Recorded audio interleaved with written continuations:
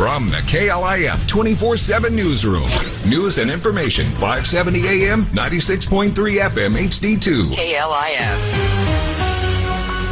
Bob Hinton, who's the attorney, who sent a text accidentally to the Associated Press and expressing serious doubts about whether Johnny Manziel could stay clean, and let's hope that he doesn't have to pee in a bottle and things of that nature.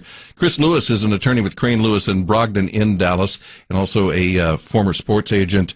And we talk with Chris whenever Johnny Manziel pops up in the news, which is getting more frequent, it seems like. Here's Chris. Good morning, Chris. Good morning, Dave.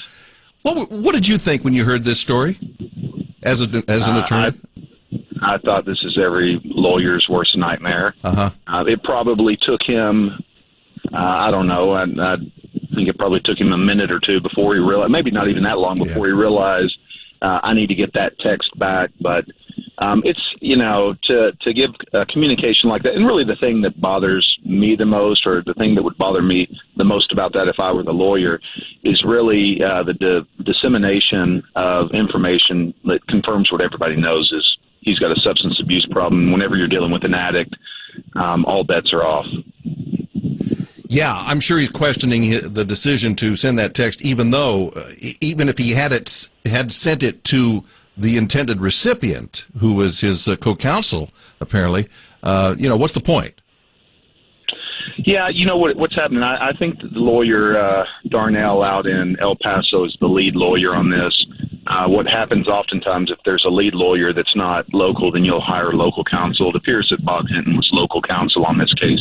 So what he's trying to do is he's trying to update Jim Darnell on what's going on, where they are in the process. Now, from my perspective, the thing that interests me here is, did the Associated Press reporter have a right to use that information and to publish it?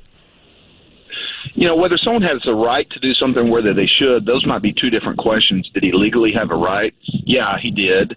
And I think he probably vetted that before he ever used the information. The problem with this information coming out is for the general consumer, they don't understand exactly what it means. Sure, they understand what it means to pee in a bottle, and someone may have a drug issue, and that would prevent them from completing terms of probation. But a plea agreement is nothing more than a settlement. And in any situation when there's a potential settlement, you listen to all settlement offers before you make a decision. So just because he was asking about or talking about a potential plea agreement, for me, hearing that there's lots of possibilities, even possibilities that could lead to a dismissal that might be on the table. Mm-hmm. The other thing that was in the text was that apparently Johnny Manziel, that there were receipts that indicated that he spent over $1,000 in a local head shop. Is this kind of information, now that it's public, does that jeopardize anybody's case? Well, what's happened, and this might be the most damaging thing for the defense, is once again, and he can't seem to get out of the spotlight. Once again, Johnny Manziel is in the spotlight in a negative way. If he does any type, in Dallas, what they often do is they'll put you on kind of a modified type of probation. It's conditional dismissal. If you meet these conditions, then we will dismiss your case, outright dismiss your case.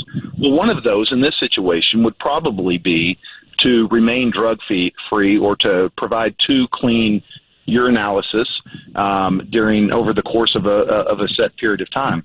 What this is it's put the spotlight on the case. Everybody is watching this case, and not only was the text about the drug issue, but then you've got the receipt from the head shop, where it just further confirms that we've got an issue. And if he does any type of probation or conditional dismissal or anything else, it appears at this point in time, all that's going to happen is he's going to be set up for failure.